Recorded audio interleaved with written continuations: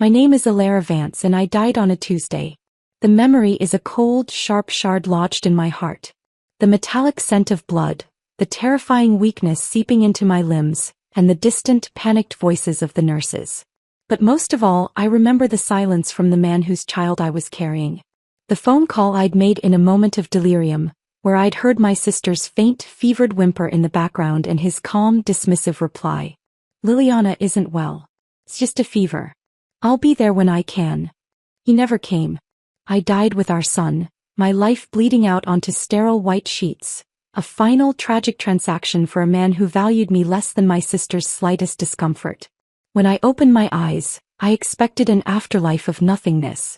Instead, I was greeted by the dizzying swirl of crystal chandeliers and the cacophony of 100 murmured conversations. The scent of champagne and expensive perfume replaced the antiseptic smell of a hospital. My lungs drew in a sharp, painful breath. I was back. Back at my engagement banquet. My hand was warm, clasped firmly in another's. I looked down, then slowly, disbelievingly, traced the path of our joined hands up to the face of the man standing beside me. Alistair Reed. My fiancé. His profile was as perfect and cold as a marble statue, his attention focused elsewhere. My heart hammered against my ribs, a frantic bird trapped in a gilded cage. I followed his gaze and there she was. Liliana. My little sister. The family's darling. My darling. She stood before us, a vision of calculated vulnerability. She was wearing my couture engagement gown, the one I had spent months designing with a renowned Parisian designer. The ivory silk, embroidered with tiny seed pearls, was a fraction too tight on her, pulling across the bust and hips in a way that was subtly, undeniably inappropriate. Her face, under a layer of flawless makeup, was a masterpiece of pitiful appeal. Her eyes, large and shimmering with unshed tears, were fixed on Alistair. The scene was a perfect, painful replica of my memory. This was the moment she had asked for him. And in my first life I had clutched his hand, my knuckles white, and uttered the words that would seal my doom. This time, big sister can't give him to you. I had been so proud of that feeble stand. I had mistaken Alistair's subsequent, murmured sorry to Liliana as a sign of his loyalty to me. I was a fool. That apology wasn't for me. It was a shared moment of regret between him and my sister. A silent promise that I was the inconvenient obstacle. A lifetime of conditioning screamed at me to give in. A lifetime of handing her my favorite dolls, my desserts, my opportunities, my dignity. As long as she said the word, I would give her any toy she wanted. And Alistair Reed, with his fortune and his fine bones, was the ultimate toy. But the memory of blood and betrayal was a colder, stronger voice. I felt Alistair's hand tense in mine. He was about to speak, to deliver his placating, two-faced apology. The guests were watching, their eyes like lasers burning into my skin, waiting for the drama to unfold. I took a deep breath, the air tasting of my own resurrection. I looked at Liliana's performative sorrow, at Alistair's thinly veiled regret, and I made my choice. I loosened my grip on Alistair's hand. The movement was small, but he felt it immediately, his head turning toward me in surprise. Just kidding, I said, my voice light and airy, a stark contrast to the tension in the room. I released his hand completely, as if dropping a piece of trash. If Liliana wants something, how could her big sister not give it to her? The silence that fell was absolute, more profound than any noise. Liliana's perfectly practiced expression shattered into pure, unadulterated shock. Her jaw went slack, the tears in her eyes drying up from sheer disbelief. This was the first time in her 20-some years that she had been truly, publicly denied, only to be given what she wanted in the most dismissive way possible. Alistair froze, his cool composure cracking. Alara, he said, his voice low, a warning and a question. This isn't fair to you. I waved a dismissive hand, a perfect mirror of the gesture he often used on me. Whoever the Reed heir marries, it's still a Vance-Reed alliance. Isn't my sister also part of the Vance family? I saw the flicker in his eyes, not concern for me but a rapid calculation of what this meant for his declining family empire. He needed my business acumen, not just my name. Liliana was a beautiful ornament. I was the foundation. But Liliana, ever the opportunist, saw her opening. The shock melted away, replaced by a gleam of triumph she couldn't quite suppress. She pressed her lips together, trying to look concerned. But Alara, if you give him up like this, then the Reed Company. It's all yours, I interrupted, my smile sweet and sharp as a razor. As long as my sister wants it. That was all the confirmation she needed. A real, unforced smile curved her lips, bright and victorious. Oh, my dear spoiled sister. You have no idea what you've just asked for. In my past life, I worked myself to the brink of a nervous breakdown, sacrificing my health and sanity to pull the Reed Group from the brink of collapse. The fortune she thought she was stealing was a debt-ridden empire on the verge of implosion. Let her have it. Let her drown in it. Alistair, ever the pragmatist, set the diamond ring he'd been holding aside. This ring was made to your sister's size, he told Liliana, his voice returning to its usual detached calm. I'll order another one for you later. Liliana blushed, the picture of demure victory. If there's nothing else, I'll leave now. The engagement banquet was effectively over. My engagement was over. A strange, wild sense of freedom began to bubble up inside me, threatening to turn into hysterical laughter. I had just thrown away the man who would cause my death. Now I needed to secure my future. My eyes scanned the crowd of stunned, whispering guests. And then I saw him. A tall, solitary figure was rising from a shadowed corner, moving with a lazy, almost predatory grace toward the exit. Cashin Reed. Alistair's illegitimate half-brother. The family's dirty secret. In my first life, after I refused to give up Alistair, Liliana had been hastily married off to Cashin. She found the union disgraceful and divorced him within a year. Freed from the constraints of the Reed family, Cashin had severed all ties and vanished. He reappeared years later as my most formidable business rival, a self-made titan whose empire crushed mine again and again. He was a man who stood alone, an army of thousands. A man like that, if I couldn't have him as an ally, would only become my executioner once more. A plan desperate and brilliant, ignited in my mind. I snatched the discarded engagement ring from the table. Its diamond was cold and heavy in my palm. I didn't hesitate. I gathered the skirts of my dress, not the one Liliana had stolen, but another I'd changed into, and hurried after him. Cashin! I called out, my voice cutting through the murmur of the crowd. He paused at the grand doorway, turning slowly. His eyes were the color of a stormy sea, and they held none of Alistair's polished civility.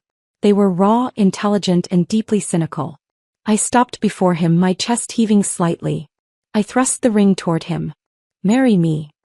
He glanced at the ring, then back at my face, one dark eyebrow arching in amusement. You want to marry me? His voice was a low rumble, devoid of the refined tones of his brother. I nodded, my resolve hardening. Yes. He was half a head taller than me. He leaned down, his gaze sweeping over my flushed face, my determined eyes. A faint, mocking smile touched his lips. Miss Vance, let me remind you I'm a bastard. I have no share of the Reed fortune. Marrying me won't end well for you. His bluntness was a shock, a refreshing gust of truth in a world of lies. He wasn't trying to lure me, he was warning me off. I met his gaze squarely, my hand still outstretched, the ring glinting between us. How do you know it won't end well? I challenged, a reckless smile touching my own lips. They say the second young master is bold. Dare you take a gamble? His thick brows furrowed slightly, the mockery in his eyes shifting to something more akin to interest. I pressed my advantage, the words falling from my lips before I could stop them. I dare to gamble on you. Don't you dare to gamble that I'll love you. A complex series of emotions flickered in the depths of his stormy eyes. Surprise, suspicion, and a deep, old wound. Finally, it settled into a cold laugh that seemed to vibrate through his chest. He took my hand, his grip firm and calloused, so different from Alistair's smooth, manicured touch. He plucked the ring from my palm and slid it onto my finger. You're insane, he murmured, but there was no disgust in his tone. Only a strange, resigned acceptance. With that, he turned and walked away as if our engagement was nothing more consequential than a casual drink with friends. I looked down at the diamond glittering on my finger, a symbol of my rebellion and my desperate, dangerous hope. A slow, victorious smile spread across my face. When I returned to the main hall, Liliana was already clinging to Alistair's arm, raising a glass to the confused guests. My engagement banquet had become her victory party. She saw me and her eyes dropped to the ring on my finger. Her lips curled with scorn. The second Reed brother suits my sister better, she announced, her voice dripping with false sympathy. The guests fell into an awkward silence. Everyone knew the illegitimate son of the Reeds was unpresentable. To say it so openly was a brutal humiliation. I laughed aloud, the sound clear and unburdened. Liliana, if I were you, I'd kneel right now and knock my head 3 times in thanks. She blinked, her smile faltering. What? I raised my voice, ensuring every ear in the room could hear me. If I hadn't handed him over, could you have gotten your brother-in-law so easily? You gain the man and still act so coy. Be careful, little sister. Soaking in all this favor, you might as well be brewing a whole pot of green tea. A wave of laughter rippled through the crowd. My spoiled little sister flushed a brilliant, furious red. You're talking nonsense, she sputtered. Alistair and I are truly in love. We don't need you to give him up. Truly in love? I sneered, stepping forward and grabbing a handful of the gown she wore. My gown. How's my dress? Does it fit you well? The guests began to whisper loudly. No wonder it didn't seem to fit her perfectly. So it really was her sister's dress. The Vances are a wealthy family. Did she really have to wear someone else's gown? Her intentions were clearly deliberate. I chuckled, releasing the silk as if it were contaminated. If you're so in love, why did you have to steal my dress just to make yourself feel presentable? Are you that insecure? Afraid your brother-in-law wouldn't look at you otherwise? I paused for effect, my gaze flicking to Alistair's stony face. Oh, sorry. Not my brother-in-law anymore. Alistair's brow furrowed.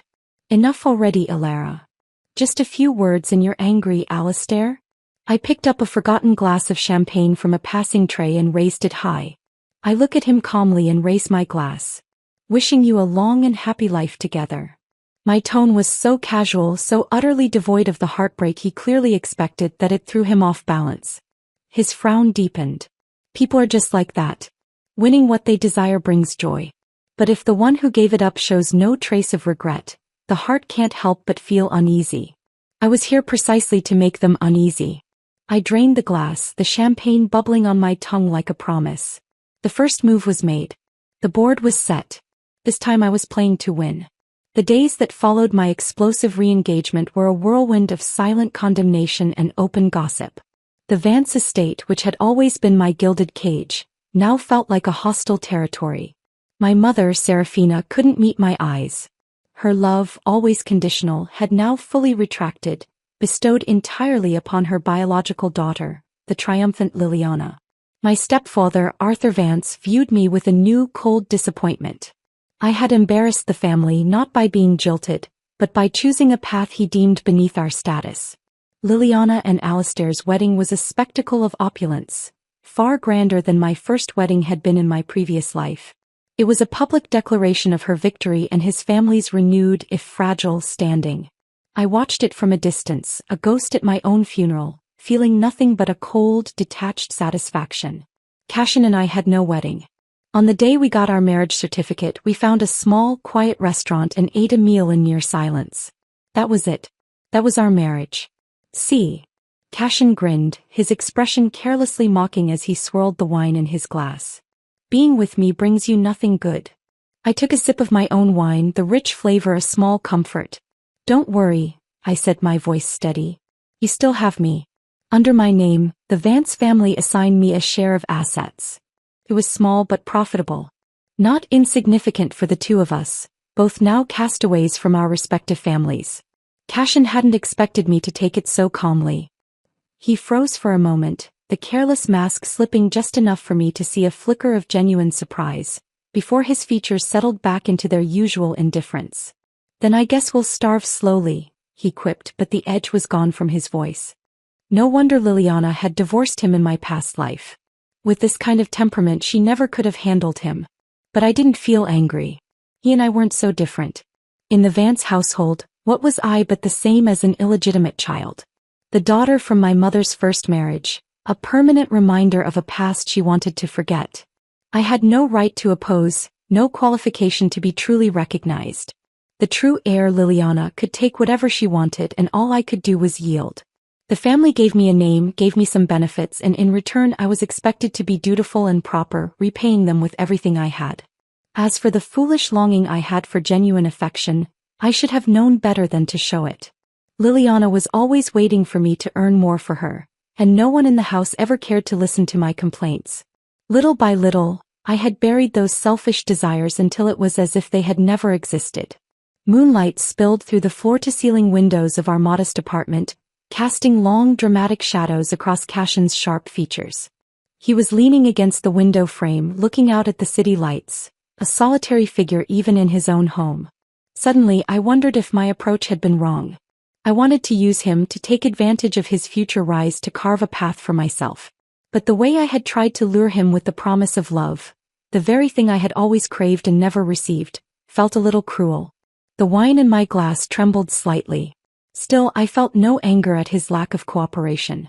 "Don't worry," I whispered into the quiet room, the words meant as much for myself as for him.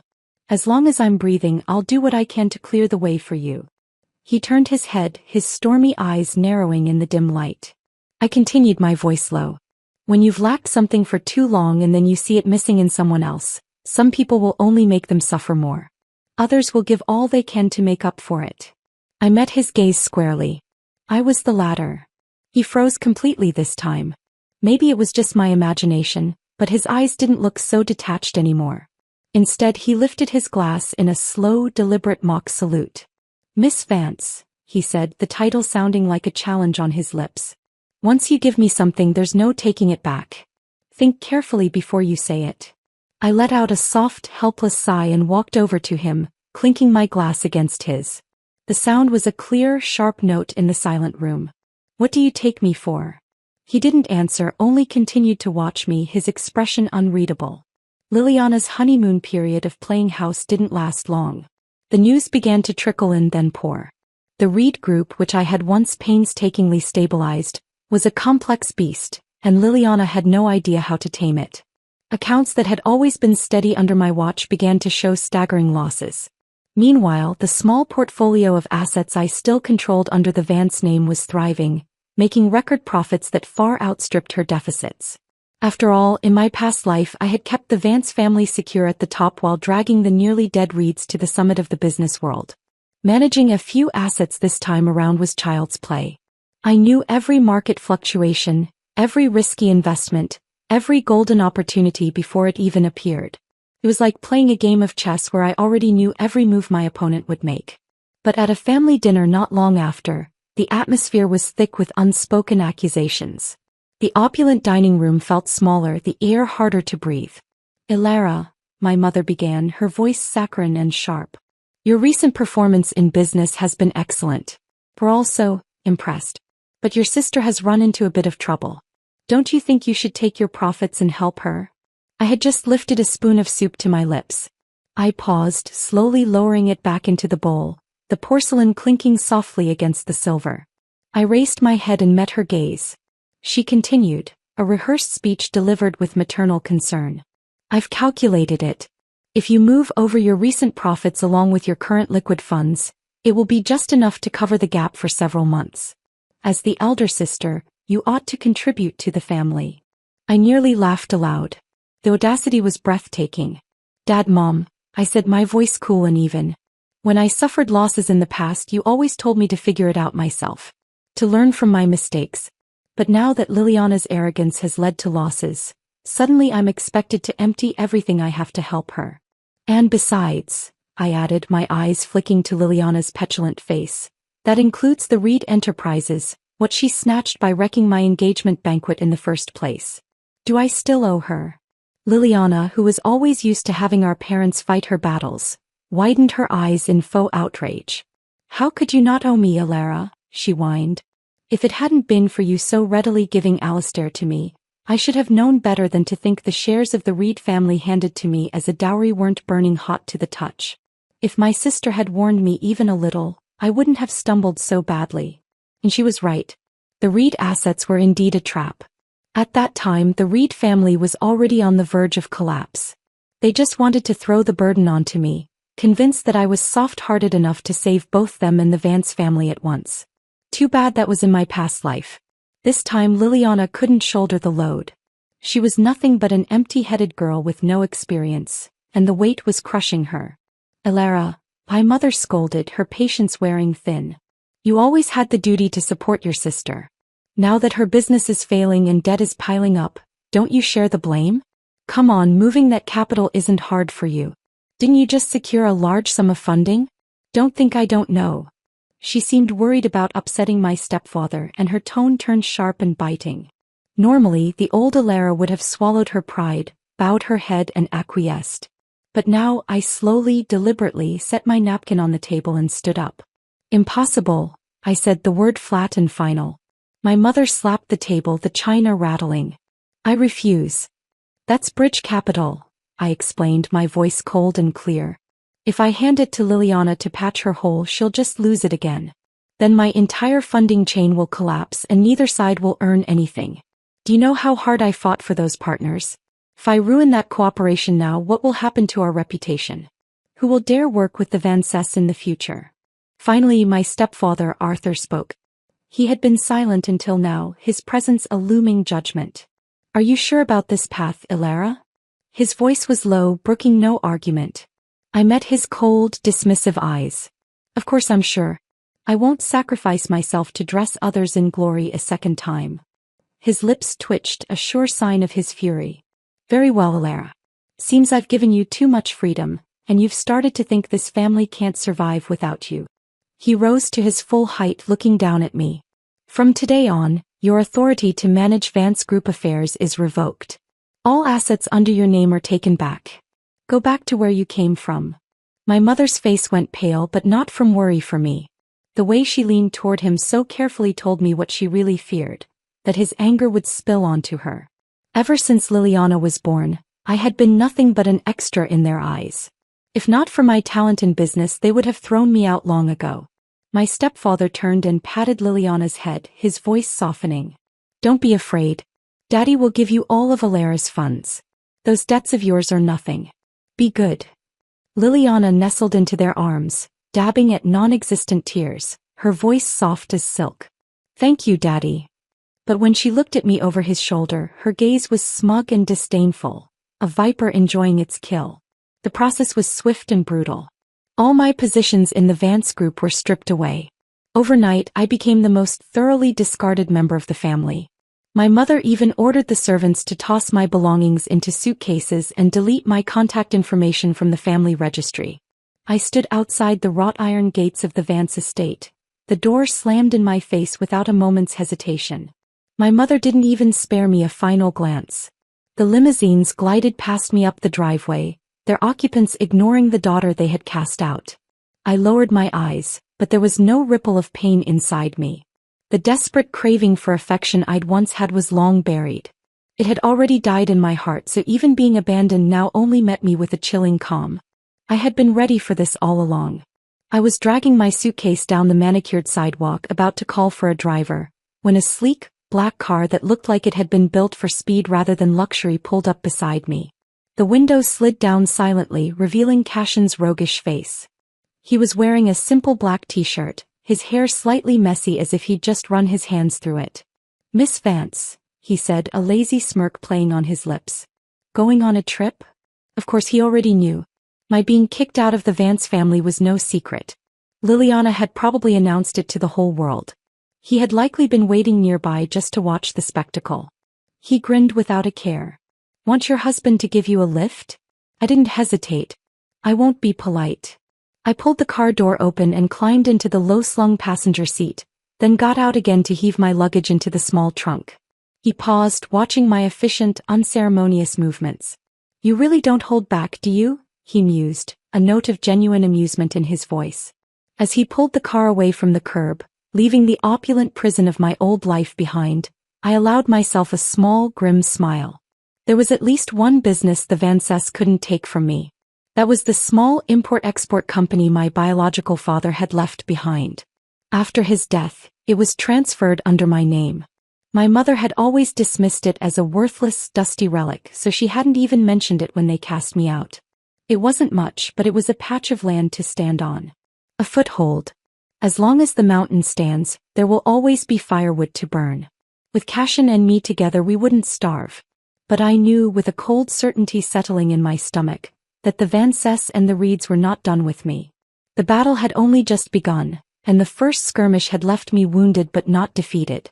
I glanced at Cashin's profile, his focus on the road ahead. He was an unknown variable, a shadow I had invited into my life. But in the darkness, even a shadow can be a shelter. And I was ready to fight fire with whatever this man had to offer. The apartment Cashin led me to was a reflection of the man himself. Stark, modern, and devoid of sentimental clutter. It was perched high in a building that wasn't the most luxurious, but offered a commanding, almost predatory view of the city. It felt less like a home and more like a lair or a command center. I didn't mind. Sentimentality was a luxury I could no longer afford. For the first few days, we moved around each other like wary cats, establishing territories in the open-plan space. I claimed the small second bedroom as an office, plugging in my laptop and surrounding myself with files from my father's company, Ethelred Imports. The name was a ghost, a whisper of a man I barely remembered. The company itself was a sleepy, barely profitable entity dealing in niche artisanal goods. It was perfect. Unnoticed and, more importantly, unclaimed by the Vances. Cashin, for his part, seemed to have no visible means of support. He left at odd hours, sometimes returning with the dawn, smelling of night air and coffee. He never offered an explanation and I never asked. Our relationship was a tense, silent pact. We were allies of convenience, bound by a ring and a reckless gamble. The peace, brittle as it was, shattered within a week. A project managed by the Vance Group, a new commercial development, suffered a catastrophic accident. A scaffolding collapse, the news reports blared. Multiple fatalities. In my previous life I had overseen the initial planning of that project and knew the safety protocols were sound, but required rigorous, expensive enforcement. Liliana, in her cost-cutting arrogance, had clearly neglected them. But then the narrative twisted. Like a venomous snake, the blame turned and struck at me.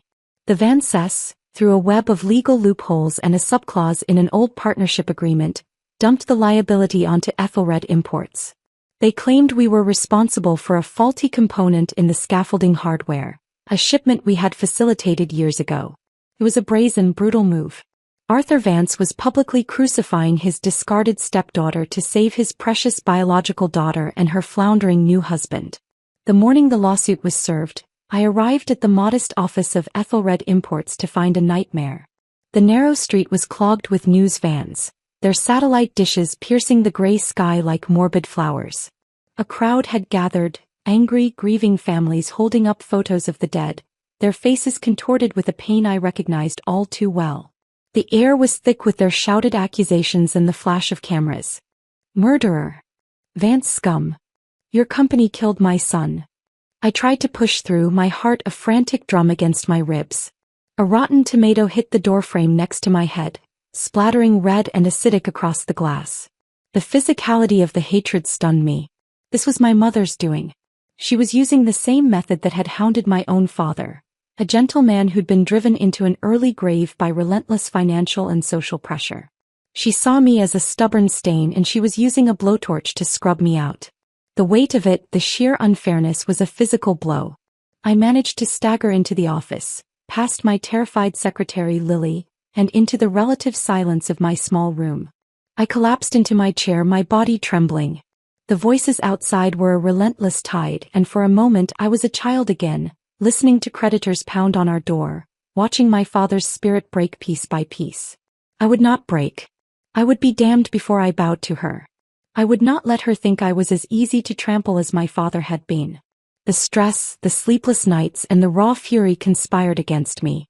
I woke the next morning feeling like my skull was splitting open. My throat was a desert of sandpaper and fire.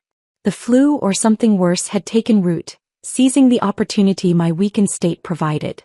My phone buzzed incessantly on the nightstand, Lily no doubt with more catastrophic updates. I fumbled for it, my vision swimming. "I'll be right there," I rasped, the sound barely recognizable as my own. "Just give me a little longer." "President Vance." Lily's voice was shocked through the speaker. "What's wrong with your voice? Should I beg our partners for more time?" "No," I choked out. "I have to go." The very act of speaking sent me into a coughing fit that left me gasping. "Just wait half an hour. I'll be there." But I had no strength at all. When I tried to sit up, the room spun violently. I was burning up. Desperate, I crawled toward the nightstand where I kept some cold medicine, my body heavy and uncooperative. The polished wooden floor felt icy against my feverish skin. Well, Miss Vance. Going for a swim. The lazy, teasing voice came from above me. Of course. He stood there, fresh from a shower, a towel slung around his hips, water droplets clinging to the hard planes of his chest. He held a mug of coffee, watching my pathetic progress with detached amusement. I had no interest in admiring his sculpted physique. My voice was a hoarse croak. The drawer. He blinked, put his cup down on a nearby console, and sat on the edge of the bed, staring at me with a strange seriousness. What are you trying to do? A Donald Duck impression. To hell with you, I managed, the curse ending in another racking cough. I knew I couldn't count on him. Gritting my teeth against the pain and dizziness, I tried to haul myself up using the nightstand. My vision doubled. I was going to fall. But before I could hit the floor, a strong hand clamped onto my arm, pressing me back down onto the mattress. His touch was surprisingly firm, not cruel but unyielding. I'll call a doctor. You need to rest. No, I insisted, struggling against his grip. It was like trying to move a mountain. The company's waiting for me. They'll tear it apart. Even if the company collapses, you won't die. But if you keep this up, you will. His voice was flat, factual. I have to go. I shoved at his arm with what little strength I had, a futile gesture. I stumbled off the bed, my legs giving way, and landed hard on my knees on the floor, the impact jarring my teeth. The posture was one of utter submission, as if I were begging him for alms. For God's sake, he cursed, the indifference finally cracking. In one fluid motion he scooped me up and pinned me back onto the bed, his body leaning over mine to keep me there. You're not going anywhere today. I struggled, a wild, feverish energy fueling me, but his grip only tightened. At last he lost patience. Enough, he barked, the sound sharp and loud in the quiet room.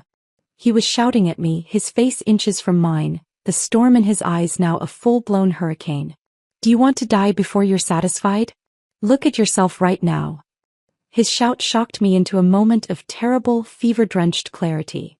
The fight drained out of me, replaced by a wave of crushing weakness.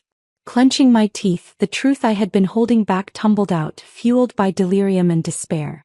You don't understand, I whispered, tears of frustration mingling with the sweat on my temples. My father. He was hounded to death by families demanding justice. For a debt that wasn't even his. Cashin went very still above me. My mother. She's using the same method on me. She saw me as a burden the moment she remarried. I'll be damned before I bow to her. I won't let her think I'm as easy to trample as my father was. The room fell silent for a long moment, the only sound my ragged breathing. Then Cashin let out a long, slow sigh. The anger seemed to drain from him, replaced by something else, something unreadable. I get it, he said, his voice low and quiet. I'll handle it. A weak, hysterical laugh bubbled in my chest. My fever-clouded mind, stripped of its filters, blurted out the impossible truth. You can't. You won't rise until 2 years from now when you meet your partners. Only then will you soar, and not even I can stand against you. His brow furrowed, the storm in his eyes replaced by pure, unadulterated confusion. What are you talking about? But the darkness was closing in. My eyes rolled back and the world vanished into a feverish void. When I woke, the light in the room was different. Softer. I was drenched in sweat, but the fire in my veins had receded to a dull ache. My mind felt clearer. I fumbled for my phone on the nightstand. The screen glowed, showing the date and time. I had slept for 2 whole days. Panic, cold and sharp, lanced through me. The company. The families. They would have torn Ethelred imports to shreds. I bolted upright, the movement making my head spin. The door opened and Lily entered, carrying a tray with tea and toast. Lily, what are you doing here? Go. Deal with the families at the company. I nearly screamed, my voice still hoarse. She blinked at me in confusion. But President Vance. Mr. Reed already took care of everything. I froze. Say that again. Mr. Reed. Wasn't he sent by you? He showed up the day before yesterday, handled the families, negotiated with the media, and even persuaded the Vances to withdraw their lawsuit. I thought it was all under your direction. My head spun. How could I have directed him? I had been unconscious. How? And he covered the financial gap for the company too, Lily added, still looking baffled. The immediate liabilities. I don't know where he got the money. It was a substantial sum. A chill, entirely separate from my illness, ran from the crown of my head to the soles of my feet. In my past life, Cashin's rise had been far too sudden. Once he took off, no one could bring him down. If it were mere luck, it wouldn't make sense. That kind of power could only come from careful planning, years in the making. Which meant right now he was already far deeper, far more connected, and far more dangerous than anyone could possibly guess. Where is he? I demanded, throwing back the covers. He was slashed twice by one of the angry family members, Lily said, her face paling at the memory. He's resting in the other bedroom. President Vance, he just woke up too. Don't get agitated. What are you trying to do? I was already on my feet, my legs wobbly but functional. I had to see him. I had to understand. But before I could take a step, a figure appeared in the doorway, leaning against the frame. His face was pale, his left hand and forearm wrapped in thick white bandages. A darker stain of blood was visible through the gauze on his bicep. He looked down at me from his height, his expression not one of relief or warmth, but of livid, cold anger. Sensing the tension, Lily quickly slipped out of the room, closing the door behind her. Cashin's lips curved into a cold, mocking smile. Miss Vance, he said, his voice a low, dangerous rumble. You really do put on one face for the public and another in private. You just used me and now you're planning to toss me aside. I was utterly bewildered. What are you talking about? He took a step into the room, his presence dominating the space. He pressed me back onto the bed with his uninjured hand, the movement swift and aggressive. What do you mean, he bit out, each word dripping with venom, by calling Liliana Vance here to take care of me? You couldn't even spare the money for a nurse. You'd rather have her take care of me instead. In an instant I understood. The pattern was repeating itself. In my past life, even after I'd rejected Liliana outright, she had secretly contacted Alistair. She'd weaseled her way into my home, my life, my marriage, under the guise of sisterly concern. And now, Reborn, she was trying the same tactic with Cashin. I just woke up, I said, my voice firm despite the tremor inside. Why would I call her to take care of you? Even if I were perfectly clear-headed, I would never send that viper to you. Cashin chuckled, a hollow, bitter sound. His eyes stayed sharp, dissecting me. Of course. Miss Vance, always far-sighted, already planning your path ahead. Why else would you rush to marry me, the bastard son? He leaned closer, his stormy eyes boring into mine. You're planning to use me for 2 years, then kick me aside when I've served my purpose. Isn't that right? I froze. So this was what he'd been waiting for. My mind spun back to the nonsense I'd blurted in my fever. You won't rise until 2 years from now. Things I hadn't meant to say. Words I barely remembered. He saw the recognition in my eyes and his smile turned triumphant and bitter. I know how to tell the difference between drunken rambling and heartfelt truth. The things you said, the clarity in your gaze when you spoke of my future. The clarity in his own gaze made my chest tighten painfully. Cashin, don't tell me you. His smile was mocking but threaded with a deep, old bitterness. I should have realized it earlier. No wonder you handed your sister Alistair Reed. No wonder you chose me as your husband. You wanted me to gamble that you'd love you. He said the word love, as if it were a curse. Miss Vance, even Reborn, you're still so chilling. You'd even use love as bait, wouldn't you? I had never seen this man, usually so carefree and detached, wear a face marked with such raw sorrow, tinged with expectations he thought could never be met. When I didn't answer immediately, his smile faltered further. Whatever you want, I'll give it to you. Power. Money. Revenge. Just don't you dare use love to trick me. His voice dropped to a whisper. 2 years from now, when you've gotten everything you want, did you even think of what to do with me? Oh, right. I know I'm just a bastard unworthy of your love. I should have let that angry family stab me to death, left my inheritance to you, and saved myself the breath of waiting to see you discard me, Alara.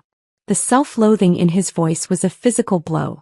Without thinking, my hand flew out. I slapped him across the face.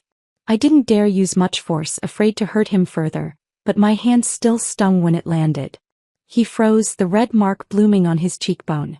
Do you really have to demean yourself this way? My voice shook with a fury I didn't know I possessed. If I don't love you, you won't live? If others don't like you, you'll abandon your work? When did you become so spineless? How could a man like that ever have been my opponent? When had Cashin Reed become such a fool? He stood there, bandaged and bleeding, and my anger softened into something else, something aching and profound. My voice dropped to a whisper. Besides, Cashin, I do love you. He didn't move, didn't breathe. The one I love most in this world is you, I said, the truth of the words settling deep within me, surprising even myself. It wasn't a strategy anymore. Somewhere in the chaos in the alliance, it had become real. There's no one else. I cautiously reached out and guided his uninjured hand to my face, pressing his palm against my cheek. He was still frozen, a statue of conflicted emotion. Finally, his gaze dropped. His voice was hoarse. It hurts. My heart jolted violently. It was the first time he had ever called me by my name instead of Miss Vance. I'm sorry, I whispered, my free hand searching for the wound on his arm, but he caught it. He rubbed my hand gently against the spot on his cheek where I'd slapped him. Here. A faint, real smile touched his lips. I didn't even hit you that hard, I murmured. He slid my hand downward over his bandaged left hand. Here. His voice was softer now. Finally, he pressed my palm against the bandage on his abdomen, his own hand covering mine, holding it there. I could feel the firm muscle and the slight dampness of the gauze. And here, he murmured, his eyes shadowed. This one I can't blame you for. He leaned his forehead against mine, his breath a warm caress. Alara, I was just humiliated at Liliana's place. You'd better make it up to me. I froze. It wasn't like I sent her to you. But before I could explain further, Cashin Reed pushed me back onto the bed, a new, determined light in his eyes. Even with one hand injured, he had no problem taking liberties. You still owe me, Alara, he whispered against my skin, his voice a low promise. You better make it up to me. I was dumbfounded, a protest dying on my lips as his mouth found mine. The anger, the suspicion, the bitterness, it all melted away in the heat of that kiss, replaced by a desperate, raw connection. Before long, lost in a tangle of limbs and whispered apologies, I couldn't help but curse his name, the sound swallowed by his kiss. Cashin Reed, you're inhuman. Several hours later, he finally let me go. I collapsed against his chest, half asleep, my body limp and sated. His breath was a soft brush against my ear. Alara, he said, his voice thick with sleep and satisfaction. I told you, once something is mine, you can't take it back. I groaned, turned over, and buried my face in the pillow, murmuring a faint, noted. But as I drifted into a truly restful sleep for the first time since my rebirth, a new resolve hardened within me. Liliana had crossed a line. Reborn or not, she still dared to sabotage my marriage. If I didn't teach her a lesson this time, what was the point of living another life? The game had just changed. The stakes were no longer just about survival or revenge. They were about the man sleeping beside me, and the fragile, furious love that was blooming in the ruins of our lives. I woke to the scent of Cashin on the sheets, a mix of clean soap and something uniquely, dangerously him. The space beside me was empty but still warm. Sunlight streamed into the room, and for the first time, the stark apartment felt less like a lair and more like a sanctuary. The memory of the previous night, the confrontation, the confession, the shocking, desperate intimacy, flooded back, sending a wave of heat through me that had nothing to do with fever. My body ached in a pleasant, unfamiliar way, a stark contrast to the sickly weakness of days prior. The crushing weight of the lawsuit and the mob was gone. Cashin had handled it. He had bled for it. The reality of that settled deep in my bones. Lily was in the kitchen, efficiently organizing a stack of documents. She looked up as I entered, a relieved smile breaking across her face. President Vance. You're awake. Mr. Reed bought you breakfast, but he's at the company finishing things up. She gestured to a still warm paper bag on the counter. He said to tell you the foundations are stable. The Vances have officially withdrawn their claim. I nodded, the information slotting into place. The immediate threat was neutralized. But a colder, sharper purpose was coiling in my stomach. I picked up a still warm pastry but had no appetite. The image of Liliana, smug and deceitful, whispering false comforts to my wounded husband, burned behind my eyes. President Vance, you haven't even eaten. Where are you going? Lily asked, her smile fading as I turned toward the door. To beat someone up, I said, my voice calm and flat. She stared at me, shocked into silence. I didn't wait for a reply. Liliana Vance had real nerve. Reborn, with all the knowledge of her past treachery, she still dared to encroach on what was mine. If I didn't carve this lesson into her soul now, she would never stop. I took a cab to the opulent high-rise where Alistair and Liliana had set up their marital home, a symbol of the Reed-Vance alliance that was already showing cracks. I didn't have a plan, only a white-hot fury that demanded an outlet. But as I approached their door, raised voices from within stopped me short. You regret it? What do you mean you regret it? Liliana's voice was a shrill shard of glass, scraping against the quiet hallway. Why didn't you say so when you married me? Now that she's married your brother, you change your mind. What kind of man are you? My breath caught. I pressed myself against the wall, just out of sight of the peephole. Alistair's voice followed, cold but strained, the polished veneer cracking. I told you no matter how much you want, I'll give it to you. The money, the status. But what's the point of this endless scene? A scene. Liliana shrieked. Do you think divorcing me means she'll take you back? Alistair Reed, you faithless bastard. At least I'm not a bastard child, he shot back, his voice dripping with a contempt I'd never heard him use before. But your so-called brilliance can't even compare to a bastard like Cashin. And don't think I don't know you went to see him. There was a sharp intake of breath.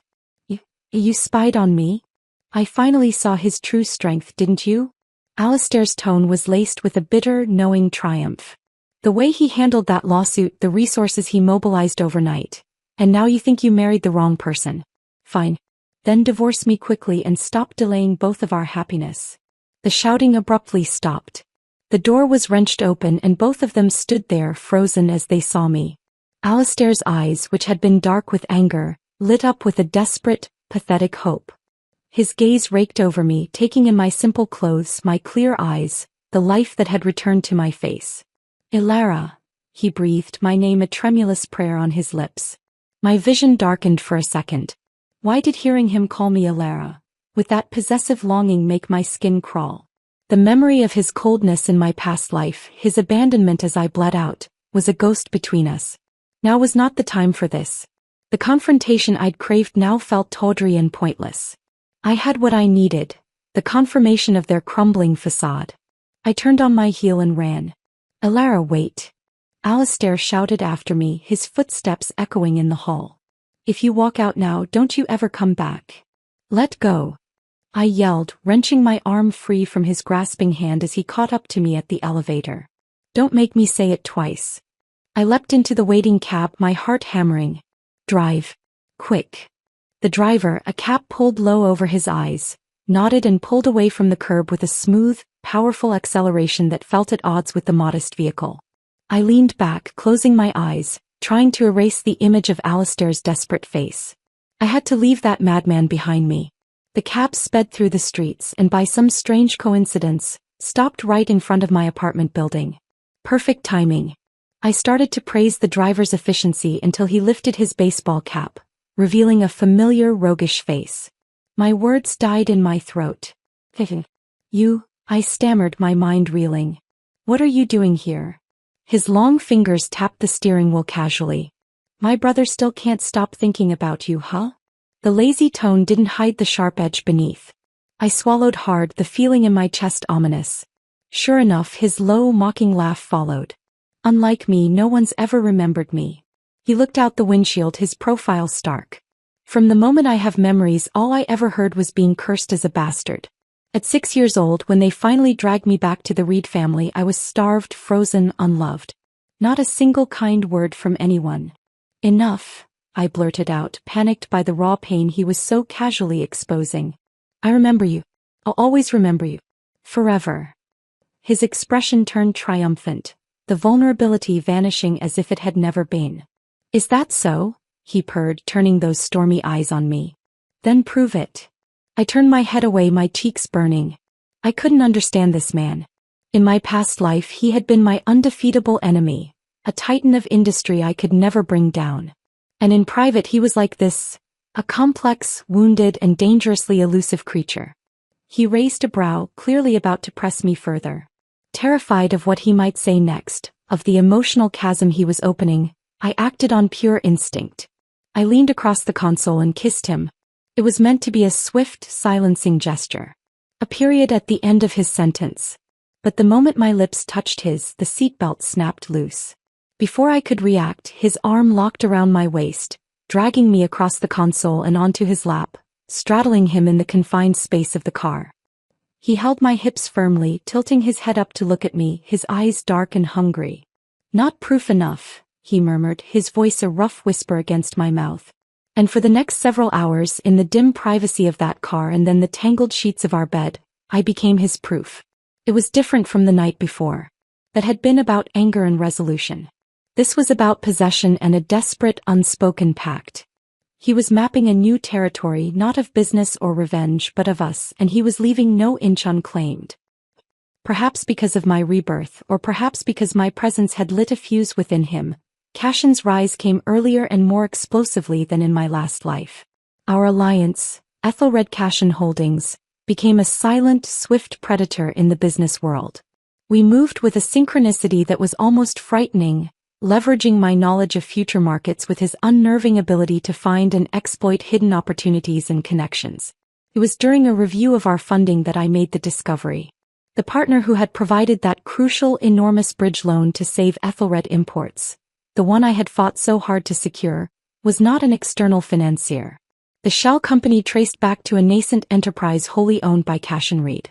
I sat on our bed, the financial statements spread around me, my mind reeling. I looked up at him as he entered the room, fresh from a shower. "You," I said, my voice faint. "It was you. The bridge loan." He leaned against the doorframe, a towel slung around his hips, and shrugged, his expression unreadable. "So?" I licked my suddenly dry lips. "Aren't you afraid I won't be able to pay you back?" A slow, genuine smile spread across his face. He walked over and leaned back on the bed, his hands behind his head, the picture of indolent power. "How could a husband ever take back what he's given his wife?" he mused, his eyes holding mine. "The only thing I can't give you yet is my ashes. Everything else you want is yours." The casual, profound devotion in his words stole my breath. I smacked him lightly on the head, my throat tight. "Ashes? Don't you dare. Spit, spit, spit." I made a theatrical show of warding off the bad luck. He laughed, a real, unguarded sound that transformed his face. And that misty, untouchable feeling he had in my past life, the aura of an insurmountable enemy I'd felt even when we first met in this one, it was gone. Now he felt alive. If my past self had known that one day my greatest rival would be holding me in his arms while I slept, I would have sold off my shares and run for the hills overnight. Our territory kept expanding, a silent, ruthless empire built on trust and a shared hunger. We deliberately, coldly refused to let the Vance or Reed families in on any of our ventures. Without me, those two families were no match for the symbiotic monster we had become. Cashin, in a habit I found both amusing and telling, often showed me his chat logs with Liliana. Yes, she was trying to cozy up to him in this life too. He had wanted to block her immediately, but I insisted he keep her around like a digital pet. I just loved watching her act like a clown, her messages growing increasingly desperate and unhinged as he offered bland, non-committal replies. Maybe it was the long days of being brushed off, but her texts grew more furious. "Are you stringing me along?" she finally demanded. Cashin's reply was a masterpiece of brutal simplicity. "You think you're worthy?" She was so enraged she stopped contacting him for a while, only to come crawling back weeks later, only to discover he had already deleted her. I laughed out loud at the pettiness of it, a bright, free sound that still felt strange to my own ears. I didn't dare tell Cashin that Alistair had also been pestering me. I blocked every new number as soon as it appeared, but he was like a ghost, clinging to the edges of my new life with a pathetic, relentless tenacity. When Cashin eventually found out, there were few secrets that could be kept from him for long. He didn't shout. He simply withdrew, a silent, brooding storm that lasted for days until I coaxed him out of it with promises and, eventually, the only language that seemed to truly bridge the gap between us. A physical, wordless reaffirmation of my choice. My choice of him. Just when our new life seemed to be settling into a powerful, satisfying rhythm, The axis of my world tilted once more. Cashin vanished. There was no note, no text. His phone went straight to voicemail. A cold dread, entirely separate from any business concern, seized me. This wasn't like him. Not anymore. My phone buzzed. An unknown number. A text. A single sentence that turned my blood to ice. If you want to see your husband again, come to the old industrial docks. Alone. Tell no one. It wasn't signed, but I knew. I knew with a chilling certainty that curled in my gut. Alistair. The memory of my past life death, the coldness, the abandonment, was a shroud around me. Had his obsession curdled into something truly dangerous? I didn't think. I didn't call the police. I didn't tell Lily. The text said alone. I grabbed my car keys, my hands trembling so badly I could barely grip the wheel, and drove. The city blurred past me, a smear of light and noise against the growing panic in my chest. The industrial docks were a graveyard of a bygone era. A sprawling, desolate area of rusting cranes and decaying warehouses on the edge of the city, far from prying eyes. The river here was dark and sluggish, smelling of fuel and decay. My footsteps echoed on the rotten wooden planks as I walked toward the only sign of life. A single, powerful figure standing under a flickering halogen light. Alistair Reed. He turned as I approached, his face a mask of cold triumph. Silver-rimmed glasses glinted under the dim light, but they couldn't hide the fanatical gleam in his eyes. So, his voice dripped with sarcasm. You still can't let him go, can you? He took a step toward me. Baby, is he really that good to you? So good you'd abandon even your husband from a past life. I clenched my teeth, the pieces clicking into a horrifying picture. So you came back too? He smiled faintly, a cruel, twisted expression. He took off his glasses and polished them slowly on his shirt. Too bad I came one step too late. By the time I woke up in this life, you had already married my good-for-nothing brother. He slid the glasses back on, his gaze unervingly clear. Elara, after you died, I regretted it more than anything. His words were a violation, a poison seeping into my new life. I spent a lifetime trying to erase your traces from that house, he continued, his voice dropping to a confessional whisper. I thought if I moved somewhere new I wouldn't think of you again. But you were carved into my mind. I couldn't forget. My greatest regret is never being able to spend my life with you. The hypocrisy was staggering. I cut him off, my patience snapping. Where's my husband? Where is Cashin? His words died in his throat. Then a self-mocking smile touched his lips. Elara, you already call him your husband? Then what am I? The sheer, unadulterated audacity left me speechless for a moment. You. I finally said, my voice dripping with a contempt I didn't have to feign. You're nothing. For a moment raw hurt flickered in his eyes, but it was quickly replaced by a cold sneer. Is that so? He shifted slightly to the side and I saw it. On the dark, oily water behind him, a body was floating, face down, caught in the current. My blood ran cold. My heart stopped. Cashin couldn't swim. He told me once. A throwaway comment about a childhood near drowning. A raw, animal sound tore from my throat. I bolted forward, panic shredding my reason, his name a scream in my mind. But I froze after 2 steps. The body bobbed in the water and the figure was too slight, the hair too long. The face, turned just enough by a wave, was Liliana's. Her vacant eyes stared up at the indifferent sky. The noisy woman insisted on following, Alistair said lightly, his voice laced with a casual venom that was more terrifying than any shout. After tossing her in, it finally went quiet. Relief and rage collided in me, a nauseating cocktail. It wasn't him.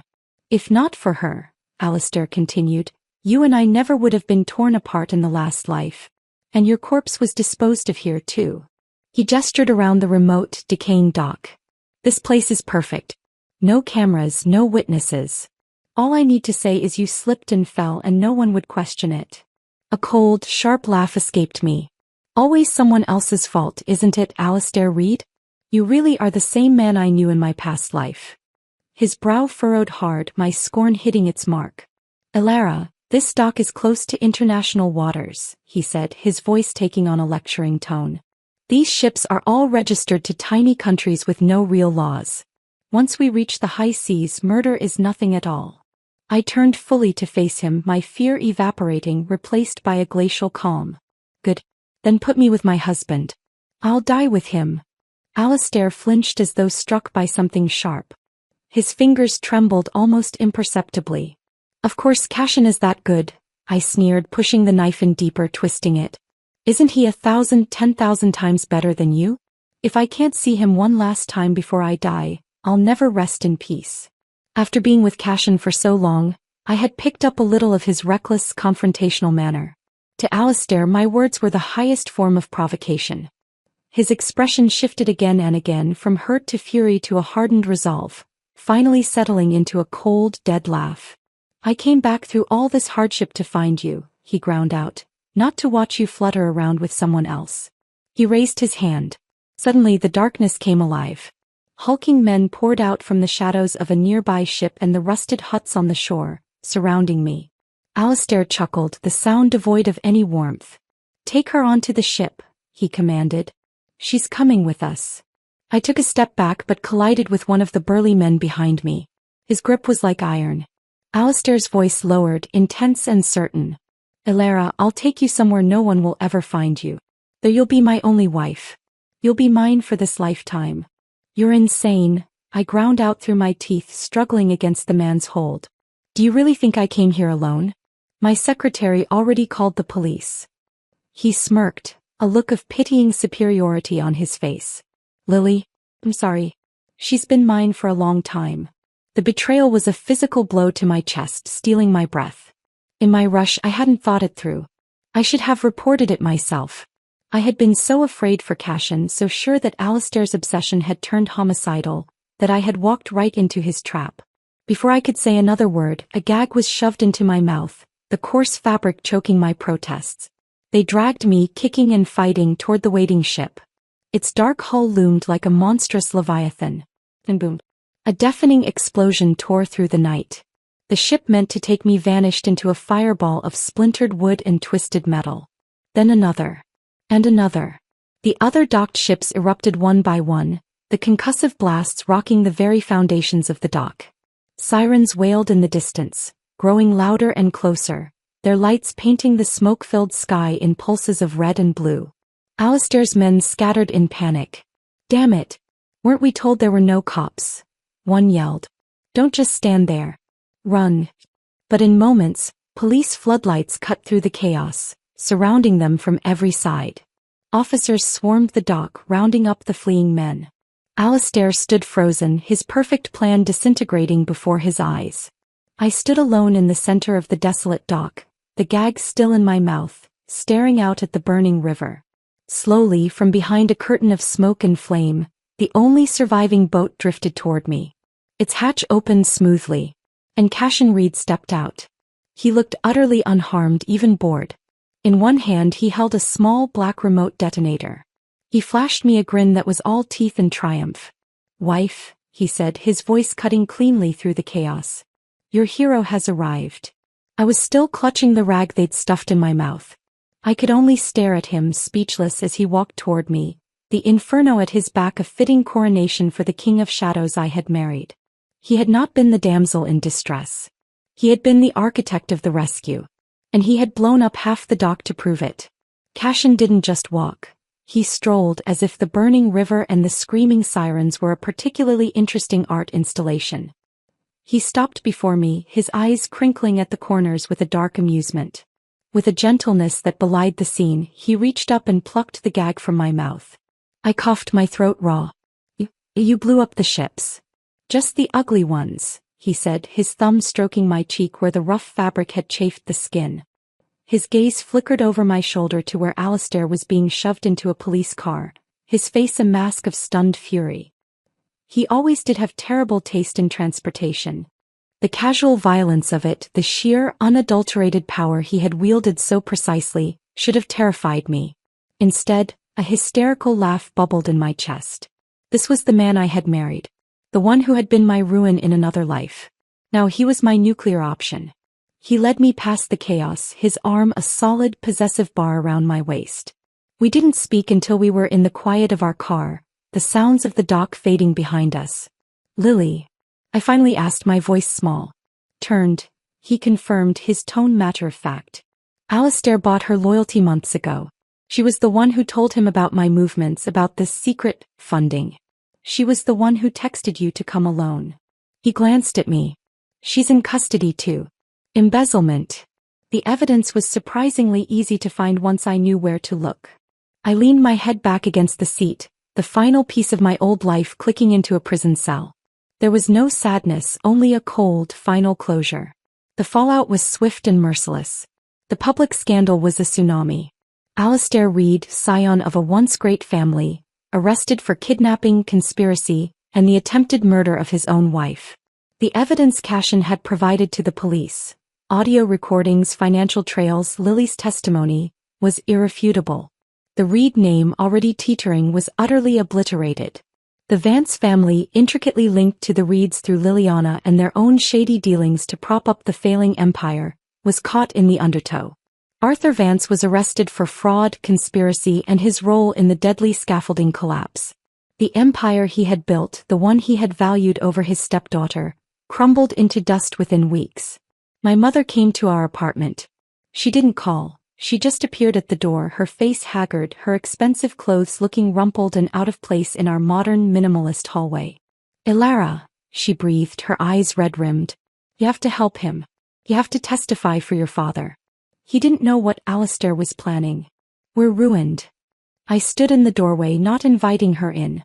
I looked at this woman who had cast me out, who had used my father's memory as a weapon against me, and I felt nothing. An absolute sterile void where a daughter's love should have been.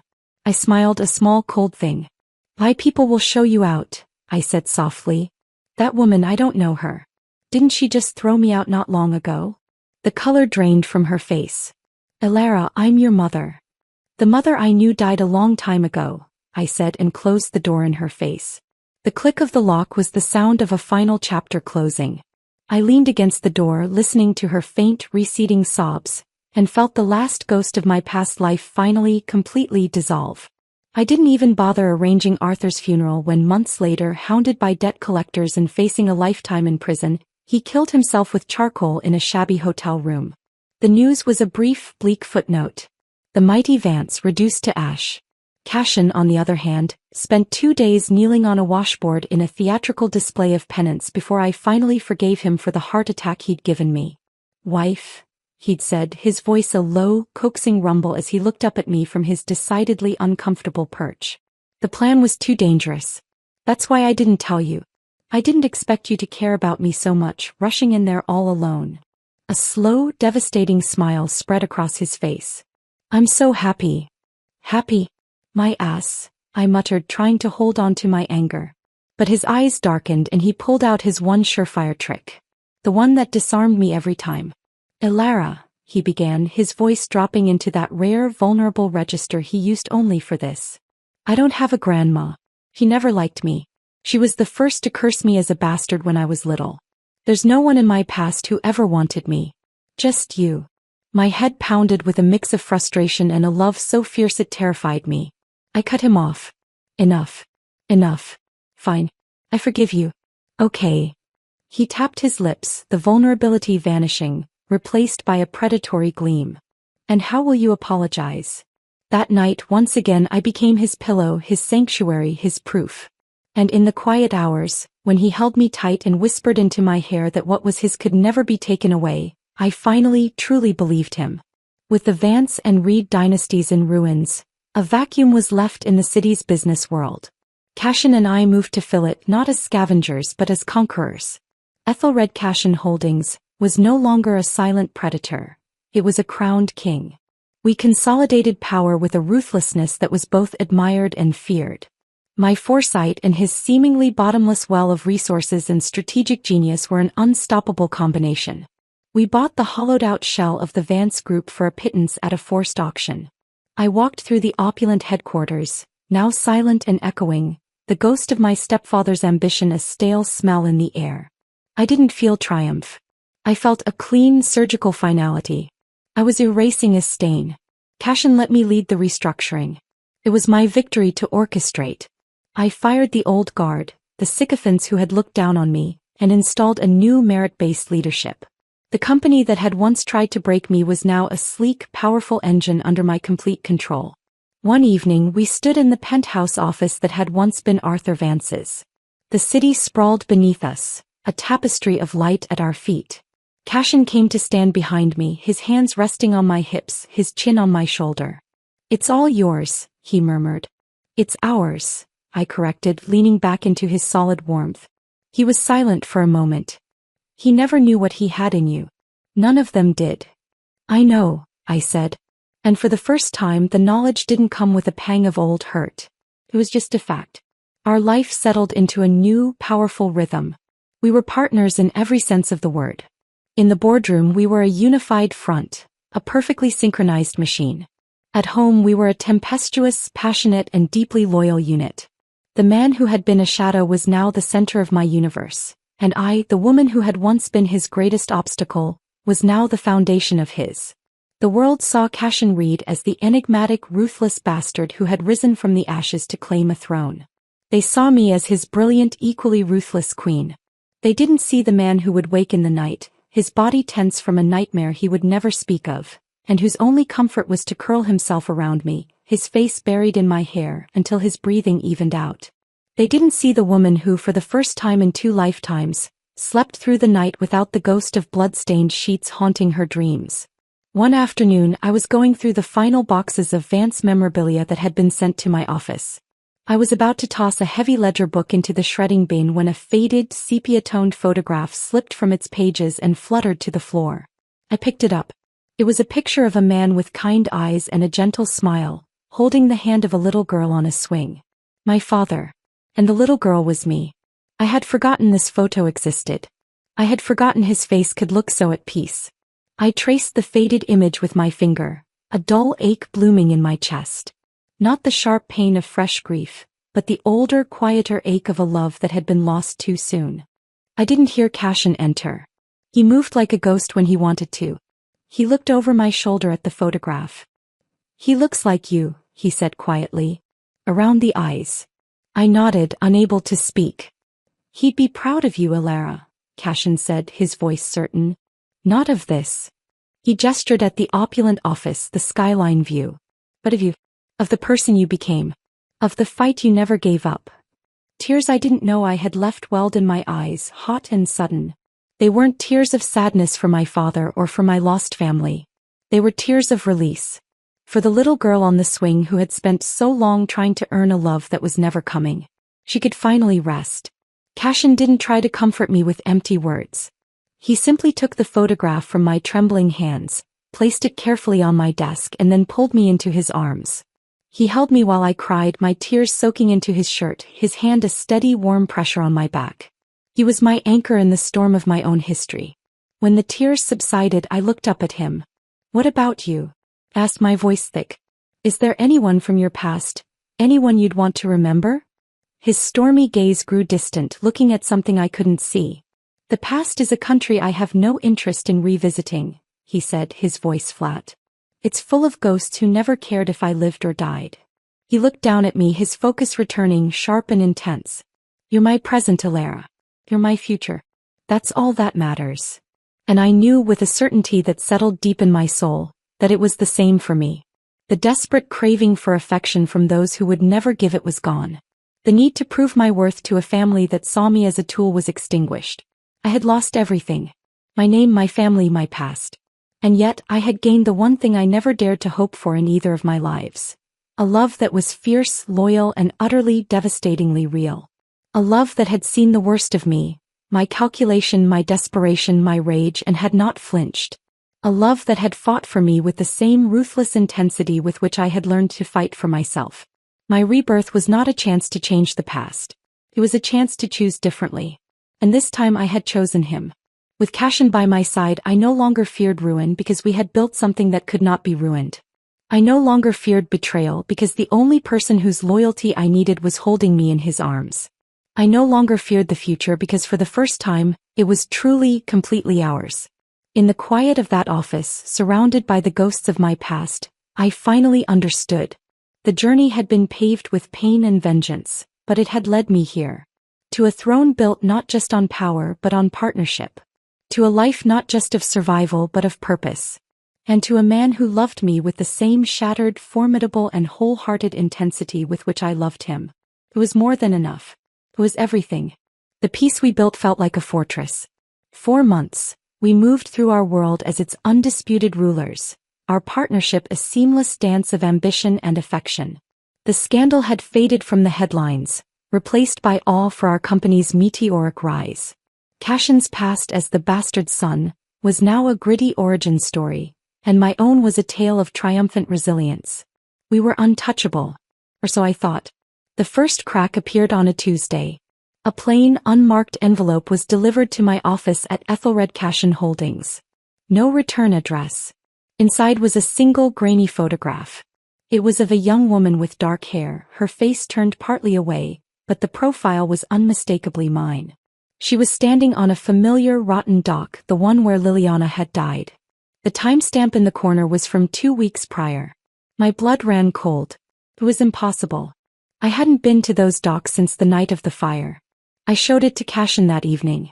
The casual ease drained from his face, replaced by a cold, focused intensity one hadn't seen since the confrontation with Alistair. He took the photo, his fingers tightening on the edges. "A trick," he said, his voice low. "A poor one. Someone's trying to rattle you." "Who?" I asked, my own voice unsteady. "Alistair is in prison. Arthur is dead. My mother has vanished. Who's left?" "Ghosts," he replied, his stormy eyes dark. "But ghosts can't hold cameras." He spent the night on the phone and at his computer, his brow furrowed, the digital glow etching harsh lines on his face. By morning he had nothing. The envelope was untraceable. The photo, while real, came from a public traffic camera whose feed had been conveniently corrupted for the exact time frame in question. It was a message, not a threat. A reminder that someone was watching. A week later, the second message arrived. This time it was a document slipped between the pages of a financial report. It was a photocopy of a birth certificate. Cashin's. The space for father was blank as expected. But scrawled in red ink across the bottom were 2 words. "I know." Cashin stared at the document, his face a mask of stone. The carefully constructed walls around his past were being probed. "It's about me," he said flatly. "They're coming for me." "Then they're coming for both of us," I said, taking his hand. His fingers were icy. The attacks that followed were not against our persons but against our empire. A lucrative merger we had been finalizing for months fell apart at the last moment, the other company withdrawing with vague, nervous apologies. A key investor suddenly pulled his capital, citing unforeseen personal circumstances. It was death by 1,000 cuts, each one precisely aimed at the joints of our business, orchestrated by someone who knew our operations intimately. We were under siege by a phantom. The press, smelling blood in the water, began to run speculative pieces. Is the Ethelred Cashin reign nearing its end? Cracks in the foundation. The confidence we had projected began to feel like a facade. The breaking point came during a gala for the city's business elite. It was our first major public appearance since the attacks began, a show of force. I wore a gown of defiant crimson, Cashin a tuxedo that fit him like a second skin of shadow. We were the picture of power, smiling, shaking hands, projecting an unshakable unity. Then he appeared. He was an older man, silver-haired and impeccably dressed, with a calm patrician face that held a chilling familiarity. He moved through the crowd with an easy authority that commanded respect, a circle of admirers forming around him. I didn't recognize him, but I felt Cashin go rigid beside me. His hand, which had been resting lightly on the small of my back, tightened into a fist. "Who is that?" I whispered. Cashin's voice was a low, guttural thing I barely recognized. Julian Croft. The name meant nothing to me. But the look in Cashin's eyes, a mix of raw, ancient hatred and something that looked almost like fear, told me everything. This was the ghost. This was the architect of our recent troubles. Croft finally detached himself from his group and walked toward us, a polite smile on his face. His eyes, a pale, calculating blue, swept over me with detached interest before settling on Cashin. "Cashin," he said, his voice smooth as aged whiskey. "It's been a long time. I see you've done well for yourself." His gaze flicked to me. "And this must be the remarkable Alara Vance. Your wife." The pause before wife was a deliberate, insulting hesitation. Croft, Cashin acknowledged, his tone dangerously neutral. I heard you were back in the country. I'd hoped it was just a rumor. One should always come home to tend to family matters, Croft said, his smile widening slightly. Don't you agree? He turned his full attention to me. My dear, you've built quite an impressive little enterprise. It's a shame to see it destabilized by such avoidable complications. The threat was veiled in pleasantries, but it was a threat nonetheless. What do you want, Croft? Cashin's voice was a whip crack. Want? Croft feigned surprise. I merely want what's mine. A reckoning long overdue. You see, Cashin, you were always an investment. A messy, unfortunate one, but an investment nonetheless. And I've come to collect my returns. He gave a slight mocking bow. Enjoy the rest of your evening. I'm sure we'll be seeing much more of each other very soon. He melted back into the crowd, leaving a void of cold dread in his wake. The car ride home was silent, the air thick with tension. The moment we were inside our apartment, Cashin slammed his hand against the wall, the impact echoing through the quiet space. Damn him, he snarled, his composure shattering. Damn him to hell. Who is he, Cashin? I demanded, my own fear giving way to a fierce protectiveness. What does he want from you? He paced the length of the living room, a caged panther. He's my grandfather, he finally bit out. My mother's father. The revelation stunned me. I thought, you never spoke of anyone. Because they were dead to me, he roared, turning on me, his eyes blazing. Julian Croft is a vulture. A man who cares for nothing but power and legacy. My mother was his greatest disappointment. She fell in love with a married man, got pregnant with me, and was cast out. He offered her no help, no comfort. He let her die in poverty, and when the Reeds finally took me in out of grudging obligation, he saw an opportunity. He provided seed capital. Not out of kindness. It was a loan. With interest. The pieces began to fall into place. The hidden resources, the sudden rise. The money you used to start, it was his? Every damn cent, Cashin said, his voice dropping to a raw whisper. And the interest isn't monetary. He wanted a puppet. A vessel for the Croft name to re-enter high society through the back door of the Reed family. He wanted me to take over the Reeds and deliver them to him. I refused. I built my own empire instead. I thought I was free of him. But the loan was structured to be called in at his discretion, Cashin finished, a bitter smile twisting his lips. A poison pill. He's calling it in now. He doesn't just want his money back with 2 decades of compound interest. He wants my company. He wants everything I've built. He wants to prove that I was always just his bastard grandson, incapable of being anything more. The scale of the threat was monumental. Julian Croft wasn't just a business rival. He was the demon from Cashin's past returned to claim his due. He knew every weakness, every secret, every insecurity. I walked over to him, placing my hands on his chest, feeling the frantic beat of his heart. Look at me, I said, my voice firm. You are not his investment. You are not a puppet. You are Cashin Reed. You're my husband. And this is our company. He looked down at me, the storm in his eyes raging. Alara, he'll destroy us. He'll take it all. Let him try, I said, my own resolve hardening into diamond. He thinks he's fighting the lonely, angry boy you were. He has no idea he's fighting both of us now. For the first time that night, a flicker of the old, reckless light returned to his gaze. He cupped my face in his hands. He'll use you. He'll come for you to get to me. A slow, cold smile spread across my face. It was the same smile I'd worn when I handed Alistair to Liliana. The smile of a woman with nothing left to lose and everything to fight for. Good, I whispered. Let him. I've already died once. I'm not afraid of ghosts. The war for our future had just begun. But this time the enemy wasn't a faithless fiancé or a cruel family. It was a specter from the shadows, and we would have to fight him on his own terms. We were no longer just building an empire. We were defending our home.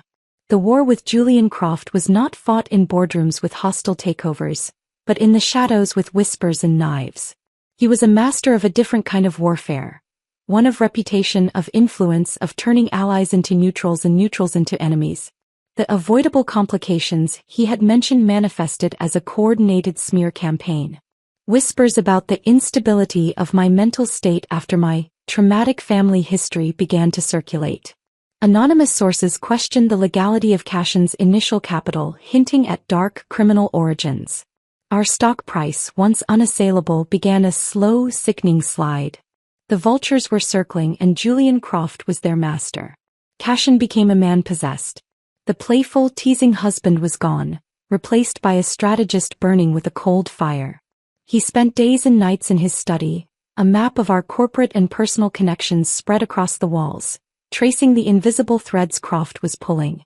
He was trying to fight a ghost with logic and data, but Croft was fighting with the one weapon we were most vulnerable to, the past. I knew I couldn't fight him on that battlefield. I had to change the game. "Give me the file," I said to Cashin one night, finding him staring hollow-eyed at a financial report. "What file?" "The file. On Croft. You have one." "I know you do." He hesitated, his protective instincts warring with his pragmatism. Finally, he unlocked a drawer in his desk and handed me a slim, encrypted tablet. "It's not pretty, Alara." "I don't need pretty. I need a chink in his armor." For the next 48 hours, I disappeared into Julian Croft's life. I read about his impeccable reputation, his philanthropic endeavors, his vast old money empire built on shipping and quiet, centuries-old investments. It was a fortress. But every fortress has its weak point. I found it buried in a decades-old, nearly forgotten lawsuit. A dispute with a minor business partner that had been settled out of court. The partner had accused Croft of something more than breach of contract. He had accused him of stealing an idea, a proprietary shipping logistics algorithm, and driving the original inventor to bankruptcy and ultimately suicide. It was a cold case. A dead man's word against a titan. But it was a thread. While Cashin fortified our present, I went digging for a ghost. I found the inventor's daughter, a woman named Clara, living in quiet obscurity in a small coastal town. She was wary, hardened by disappointment. It took days of patient conversation, of sharing my own story of loss and betrayal, to earn a sliver of her trust. "I have nothing left to fight him with," she said, her voice etched with a lifetime of bitterness. "He won. He always wins." "He hasn't won yet," I told her. "And he's not just fighting you anymore." I returned to the city with a box of her father's old papers. Scribbled equations, frantic notes, the blueprints of a dream that had been stolen. It wasn't a smoking gun, but it was a foundation. Meanwhile, Cashin, using his own labyrinthine network, had unearthed something else. Croft's financial empire was a carefully constructed house of cards, heavily leveraged to fund his quiet war against us. He was vulnerable. He needed a quick, decisive victory to stay afloat. We had our strategy. Cashin would attack his finances, a direct, brutal assault. I would attack his legacy, a slower, more insidious poison. The final confrontation was not at a gala or a board meeting. It was in the sterile silence of a private dining club, a place Croft considered his personal sanctuary. We didn't have an invitation. We walked in as if we owned the place, the gravity of our purpose parting the sea of startled patrons. He was at his usual table alone, sipping a glass of claret. He looked up, and for a fraction of a second, surprise flickered in those pale blue eyes before being smoothed away by condescending amusement. "To what do I owe this intrusion?" he asked. "The terms of your loan are void," Cashin said, his voice cutting through the hushed room. He tossed a thick legal document onto the table. "The original contract was predicated on your provision of clean capital. We have evidence it was derived from fraudulent activities, specifically the theft of intellectual property from one Arthur Finley." Croft didn't even glance at the papers. The ravings of a dead man. Unenforceable. "Perhaps," I said, stepping forward. My voice was calm, but it carried. "But the court of public opinion is a different matter. We've prepared a rather detailed account for the financial journals. The story of Julian Croft, the man who built his empire on the corpse of a genius. It's very compelling. It has equations and everything." I placed Clara's folder gently on top of Cashin's legal documents. "His daughter is ready to testify. She's found her voice again." For the first time I saw a crack in his patrician armor. A tiny muscle twitched in his jaw. He looked from Cashin to me, and I saw the moment his calculation shifted. He had expected to fight a bitter young man haunted by his past. He hadn't accounted for me. For the woman who had already lost everything and had built herself anew from the ashes. Who understood that reputation was a currency more valuable than cash. You think you've won? He said, his voice a low, venomous hiss. You've merely bought yourselves time. I will bury you. You're welcome to try, Cashin said, a slow, dangerous smile spreading across his face. It was the smile of the bastard son who had just checkmated the king. But your house is already on fire. Your creditors are circling. You leveraged everything to break us and you failed. You have nothing left. Croft stared at us, his face a pale, rigid mask of hatred. The silence in the room was absolute. He was beaten and he knew it. The ghost had been exorcised not with a shout, but with a whisper and a spreadsheet.